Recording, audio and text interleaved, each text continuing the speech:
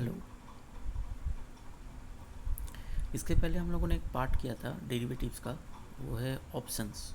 उसका 2 videos already हम लोगों ने अपलोड करके रखा है। ठीक है, अगर किसी को वो देखना है तो वो जाके देख सकते हैं। आज का जो टॉपिक है वो है बेसिकली फ्यूचर्स। तो डेरिवेटिव में 2 पार्ट होता है, एक होता है फ्यूचर्स, एक होता है ऑप्शंस। तो जैसे मैंने कहा कि ऑप्शंस तो ऑलरेडी हम लोगों ने एक्सप्लेन कर दिया है। अब हम लोग आते हैं आज फ्यूचर्स के बारे में। तो बहुत सारे क्लाइंटों को या बहुत सारे जो ट्रेडर हैं उनको डर लगता है कि फ्यूचर्स एंड ऑप्शन मार्केट में या डेरिवेटिव मार्केट में कैसे ट्रेड करें, या इसमें बहुत सारा रिस्क इन्वॉल्व रहता है, या ये क्या होता है, इसमें कब एक्सपायर होता है, का क्या लॉट साइज़ होता है। बहुत सारा चीज़ है जो उनको नहीं पता। तो हम लोग एकदम बेसिक से स्टार्ट कर रहे हैं। अगर किसी को लगता है कि उनको पता है तो ठीक है, वो स्किप कर सकते हैं। अगर किसी को नहीं पता, जिनको एकदम नए तरीके से और एकदम ज़ीरो से स्टार्ट करना है, तो ये वीडियो बेसिकली उनके लिए है जो एकदम कुछ नहीं जानते ऑप्शंस या फ्यूचर्स के बारे में। तो आज हम लोग शुरू कर रहे हैं फ्यूचर्स के ऊपर। तो फ्यूचर्स मार्केट में बेसिकली हम लोग नेक्स्ट स्लाइड में जाते हैं।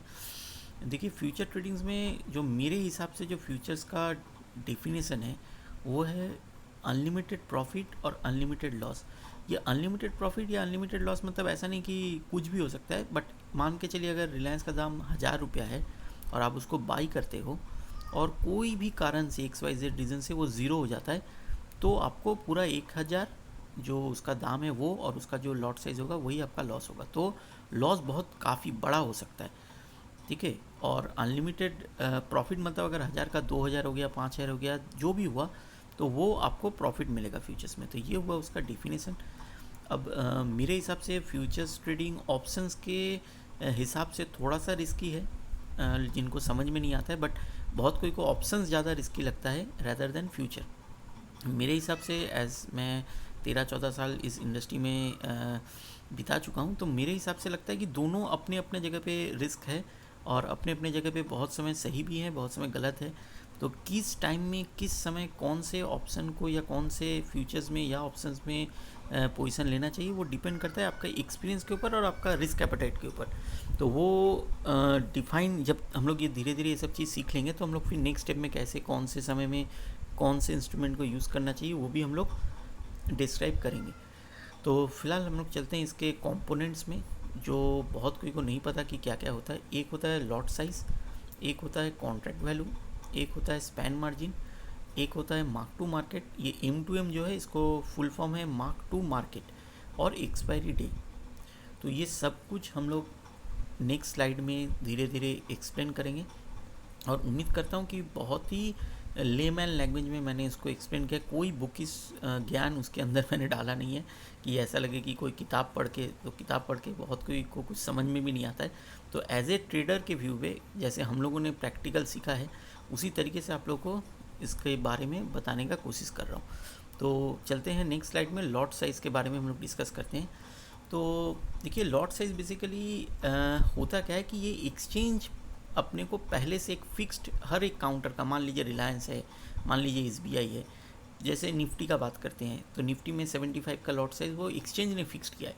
अब क्यों 75, इसके बारे में अगर आपको जानकारी चाहिए तो वो मैं दूसरे किसी समय आपको एक्सप्लेन कर सकता हूँ, बट इसको, इस वीडियो को छोटा करके या इस स्लाइड को छोटे में ही आप समझ लो कि ये फिक्स्ड होता है। तो इसमें ज़्यादा दिमाग लगाने का नहीं है कि ये क्यों 75 है, ये क्यों 250 है, या ये क्यों 3000 है। तो वो एक्सचेंज का अपना कुछ बायलॉज है, उसके ऊपर उन्होंने ये क्रिएट किया है। तो ये मान के चलिए कि ये लॉट साइज़ जो है वो आप कुछ नहीं कर सकते, वो फिक्स्ड है। अगर आपको एक लॉट लेना है तो आप एक लॉट लोगे, 2 लॉट लेना है 2 लॉट लोगे। आप उसके मल्टीपल पे ले सकते हो, बट उसको हाफ लॉट दे दो, क्वार्टर लॉट दे दो, ऐसा नहीं होता। आपको एक या तो एक लॉट 2 लॉट इस करके आप जितना लॉट लेना चाहो ले सकते हो। तो ये हुआ लॉट साइज़ का एक एग्जांपल कि निफ्टी में 75 का लॉट है, बैंक निफ्टी में 20 का और SBI में 30। ऐसे मेरे हिसाब से अभी 168 फ्यूचर्स में लिस्टेड शेयर्स हैं जिनका हर एक का लॉट साइज़ मोर और लेस अलग है। किसी किसी का कोइंसिडेंटली एक हो सकता है, जैसे रिलायंस का 500 है, ITC का मान के चलिए 2400 है, फिर आपका ऐसे बहुत है, PFC का 6200 का लॉट है। तो जिसमें जो ट्रेड करते हैं उनको वो धीरे धीरे बाय डिफ़ॉल्ट उनको याद आ ही जाता है कि किसका लॉट साइज़ क्या है, या तो डीलर है या तो सिस्टम में भी आपको लॉट साइज़ पहले से ही दिखा देता है। तो उसके लिए उतना ज़्यादा टेंशन लेने का नहीं है कि क्यों, या मेरे को इसको रट्टा मारना है कि भाई मैं लॉट साइज़ पूरा याद कर लूँ 260 167 स्क्रिप्ट का। ऐसा नहीं है, लॉट साइज़ आपको पहले से ही दिया रहता है, तो उसके लिए आपको ज़्यादा टेंशन नहीं लेना है। तो लॉट साइज़ आई होप कि आपको समझ में आ गया होगा कि ये फिक्स्ड है, इसमें हम लोग कुछ नहीं कर सकते। ये हुआ। सेकंड है आपका, चलते हैं कॉन्ट्रैक्ट वैल्यू। ये थोड़ा सा समझने वाला चीज़ है। कॉन्ट्रैक्ट वैल्यू बेसिकली क्या है कि इसको सीवी भी बोलते हैं शॉर्ट फॉर्म में। तो lot size into price of the underline, मतलब मान लीजिए जो भी स्टॉक्स में या जो भी स्टॉक फ्यूचर्स में आप काम कर रहे हो, उसका अंडरलाइन को ये डिफाइन करता है। उसके लॉट साइज से मल्टीप्लाई करने से जो वैल्यू निकलेगा वही आपका कॉन्ट्रैक्ट वैल्यू हो गया। जैसे एक एग्जांपल दे रहा हूँ कि निफ्टी का लॉट साइज है 75 और आज के डेट में निफ्टी का करंट वैल्यू है 9200। तो 9200 इंटू 75, तो वो होता है 6,90,000। तो ये हो गया निफ्टी का कॉन्ट्रैक्ट वैल्यू। ऐसे मान के चलिए अगर एस है और मैं मान लेता हूँ कि एस का दाम अभी 200 रुपया चल रहा है और एस का 3000 का लॉट साइज़ है, तो उसका कॉन्ट्रैक्ट साइज आपका कॉन्ट्रैक्ट वैल्यू हो गया 6 लाख रुपीज़। ठीक है, तो कॉन्ट्रैक्ट वैल्यू को आपको निकालने का क्यों ज़रूरत है वो हम लोग और आगे चलेंगे तो हम लोग को समझ में आएगा। बिकॉज ये कॉन्ट्रैक्ट वैल्यू अगर आपको एक बार नहीं समझ में आ रहा है तो उसको अच्छी तरह से समझ लीजिए कि जो भी काउंटर है, अगर मान लीजिए आप USD/INR में काम कर रहे हो या आप गोल्ड में काम कर रहे हो, तो गोल्ड का जो दाम होगा, मान के चलिए अभी गोल्ड का दाम है, एक एग्जांपल दे रहा हूँ 50,000 और उसका लॉट साइज़ है मान लीजिए 1000 का। तो 50,000 इंटू 1000 जो आपका वैल्यू निकल रहा है 50 लाख के आसपास, वो आपका हो गया उसका कॉन्ट्रैक्ट वैल्यू। ठीक है, और एक चीज़ बता दूँ, गोल्ड का जो भाव है वो 10 ग्राम का डिनोट होता है। तो वो ऑलरेडी जो आप एक माने जो गोल्ड का वैल्यू आप देख रहे हो वो 10 ग्राम के हिसाब से कोट किया गया है। तो वहाँ पे 100 से वो मल्टीप्लाई होगा रैदर देन कि 1000 से, तो उस हिसाब से उसका 50 लाख का कॉन्ट्रैक्ट वैल्यू बन रहा है। इसी तरीके से आप कुछ भी अंडरलाइन में काम कर रहे हो, SBI हो, जो भी हो, उसको आपको उसके लॉट साइज से मल्टीप्लाई करना होगा, तभी आपको उसका कॉन्ट्रैक्ट वैल्यू निकलेगा। तो आई होप कि कॉन्ट्रैक्ट वैल्यू भी आपको क्लियर हो गया होगा। अब हम लोग चलते हैं नेक्स्ट स्लाइड में, जहाँ पे हम लोग एक चीज़ डिस्कस करते हैं, वो है स्पैन मार्जिन। ये थोड़ा सा समझने वाला चीज़ है। ये भी मोर और लेस आप मान के चलो कि ये जो कॉन्ट्रैक्ट, ये जो स्पैन मार्जिन है, ये भी मोर और लेस एक्सचेंज से फिक्स्ड किया हुआ है, ये आप अपने मर्जी से चेंज नहीं कर सकते। जैसे मान के चलिए एक्सचेंज ने बोल दिया कि निफ्टी का मेरे को स्पैन मार्जिन 10% लगेगा। अब ये 10% क्या होता है? ये बेसिकली होता है कि जो इसका कॉन्ट्रैक्ट वैल्यू है, इसीलिए मैंने बोला था लास्ट स्लाइड में कि कॉन्ट्रैक्ट वैल्यू भी समझना पड़ेगा हमें, क्योंकि हम लोग जितने डीप में जाएंगे धीरे धीरे, तो हम लोग को पहले उसके कॉन्ट्रैक्ट साइज़ समझना होगा। एक बार हम लोग ने लास्ट स्लाइड में कॉन्ट्रैक्ट साइज़ हम लोगों ने या कॉन्ट्रैक्ट वैल्यू हमने समझ लिया। अब ये कॉन्ट्रैक्ट वैल्यू निकलने के बाद इसके ऊपर ही पूरा कैलकुलेशन बैठेगा आपका स्पैन मार्जिन का।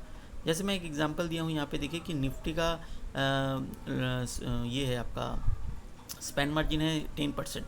तो ये जो इसका फॉर्मूला है वो होगा आपका जो अंडरलाइन एसेट है, ठीक है, या कॉन्ट्रैक्ट वैल्यू जो है वो आपका कहाँ से निकला, लॉट साइज इंटू उसका प्राइस।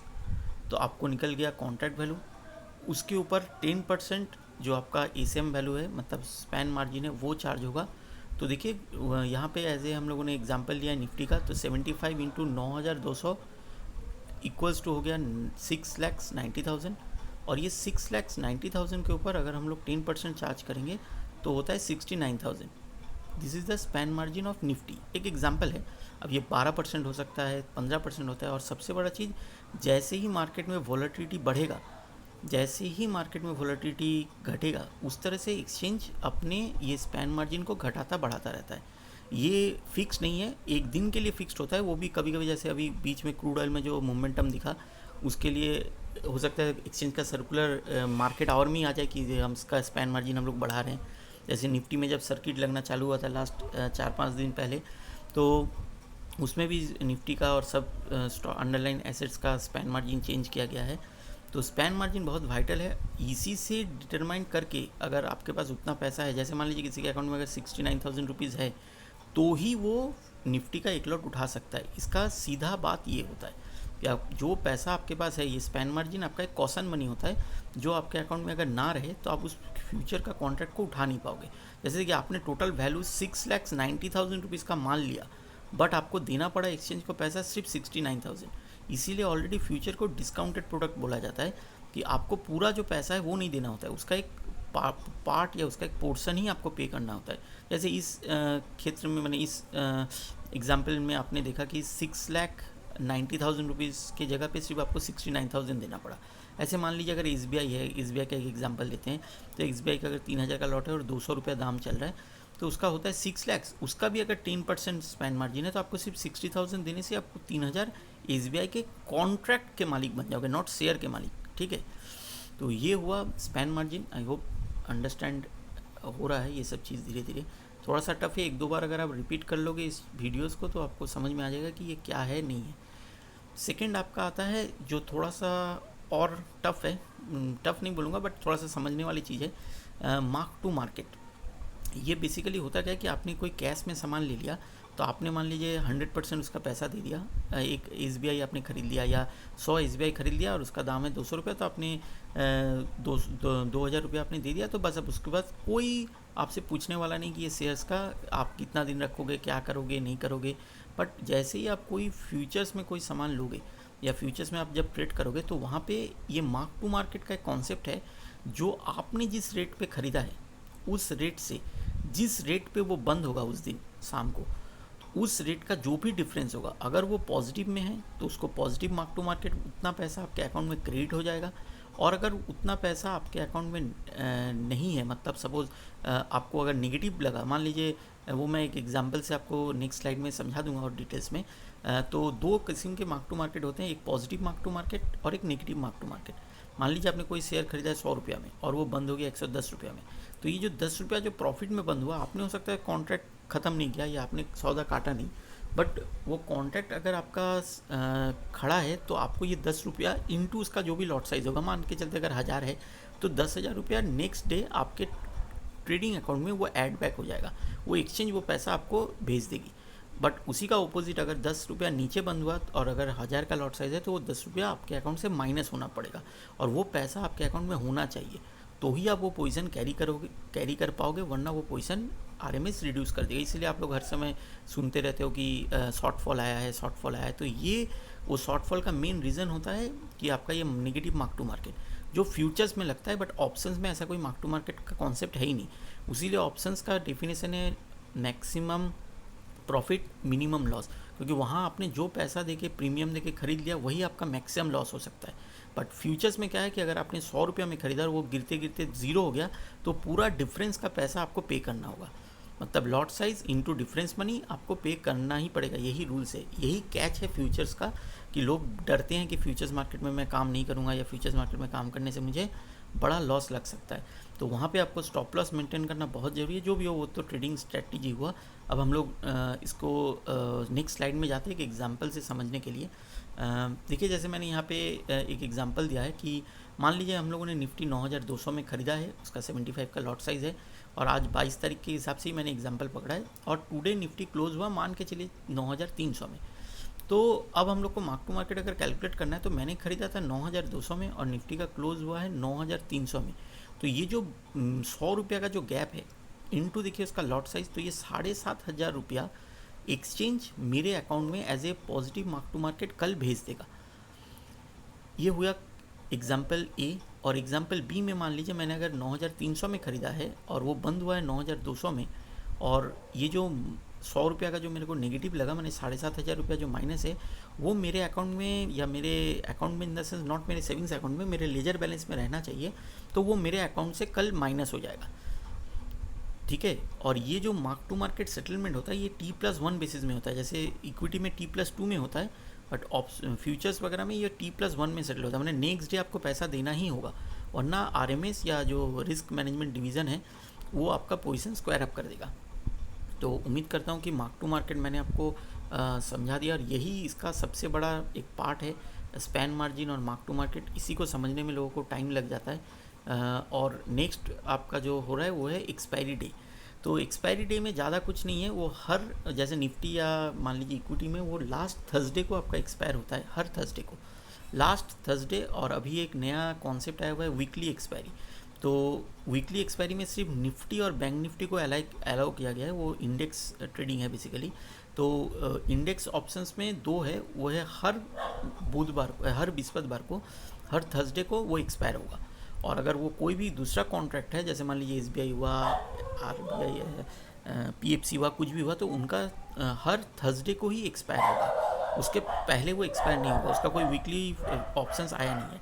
अभी आपका जो करेंसी मार्केट का एक्सपायरी है वो होता है कोई भी महीने का लास्ट जो वर्किंग डे होता है उससे 2 दिन पहले, वो जो भी डेट बैठेगा, अगर वो सैटरडे या संडे है तो फिर उसके एक दिन आगे हो जाएगा, बट मिनिमम 2 दिन पहले उसका क्लोजिंग होगा। तो मान लीजिए अगर कोई महीना, अगर मान के चलते हैं कि 30 तारीख का महीना है, 30 दिन का महीना है, और लास्ट जो डे है वो है मान लीजिए मंडे, ठीक है, तो सैटरडे संडे हम लोग छोड़ देंगे, तो आपका बुधवार को, अगर आपका सॉरी बृहस्पतिवार को आपका उसका एक्सपायरी बैठेगा, क्योंकि लास्ट वर्किंग डे से 2 दिन पहले, तो लास्ट वर्किंग डे हुआ 30 तारीख, उससे 2 दिन पहले तो सैटरडे संडे छोड़ देते हैं, तो बुधवार को उसका एक्सपायरी होगा फ्यूचर्स का। और कॉमोडिटीज़ मार्केट में हर एक कॉन्ट्रैक्ट का अलग अलग है, जैसे क्रूड का 20 तारीख को है, गोल्ड का 5 तारीख को है, और भी कुछ कॉन्ट्रैक्ट्स हैं, निकेल है, और भी अलग अलग कॉन्ट्रैक्ट्स है, वो सब इंटरनेशनल कॉन्ट्रैक्ट का जिस दिन एक्सपायरी है उसी दिन का है।